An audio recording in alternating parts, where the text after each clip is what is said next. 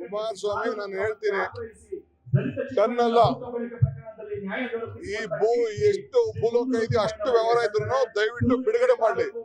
ನನಗೂ ಗೊತ್ತಿದೆ, ನನ್ನ ಮಕ್ಕಳ ಆಸ್ತಿ, ನನ್ನ ಆಸ್ತಿ, ನನ್ನ ಕುಟುಂಬದ ಆಸ್ತಿ ಎಲ್ಲ ತರಿಸಿಕೊಡೋರೆ, ಎಲ್ಲ ಬಯಲು ಮಾಡ್ಲಿ. ನಾನೇನಾದ್ರು ತಪ್ಪು ಮಾಡಿದ್ರೆ ಯಾವ ಶಿಕ್ಷೆ ಬೇಕಾದ್ರೂ ಒಳಗಾಗ್ತೀನಿ. ಈ ಕುಮಾರಸ್ವಾಮಿಗೆ ಇವ್ರಿಗೆಲ್ಲ ಎದುರಂತ ಮಗ ಅಲ್ಲ ನಾನು.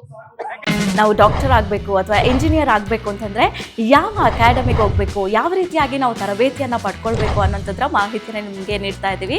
ನಮ್ಮ ಸಂಸ್ಥೆ ಎಕ್ಸೆಲ್ ಅಕಾಡೆಮಿಕ್ ಸಂಸ್ಥೆ 15 ವರ್ಷದಿಂದ ನೀಟ್ ಮತ್ತು CET JEE ಕೋಚಿಂಗ್ ಕೊಡ್ತಾ ಬರ್ತೀವಿ.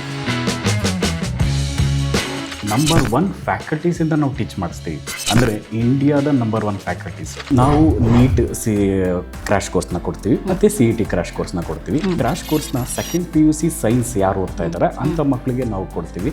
ಸೆಕೆಂಡ್ PUC ಕಂಪ್ಲೀಟ್ ಆಗಿರೋ ಮಕ್ಕಳಿಗೂ ಕೂಡ ನಾವು ಈ ಕ್ರ್ಯಾಶ್ ಕೋರ್ಸ್ನ ಕೊಡ್ತೀವಿ. ಪ್ರತಿದಿನವೂ ಕೂಡ ನಾವು ಡೈಲಿ ಟೆಸ್ಟ್ ಕಂಡಕ್ಟ್ ಮಾಡ್ತೀವಿ.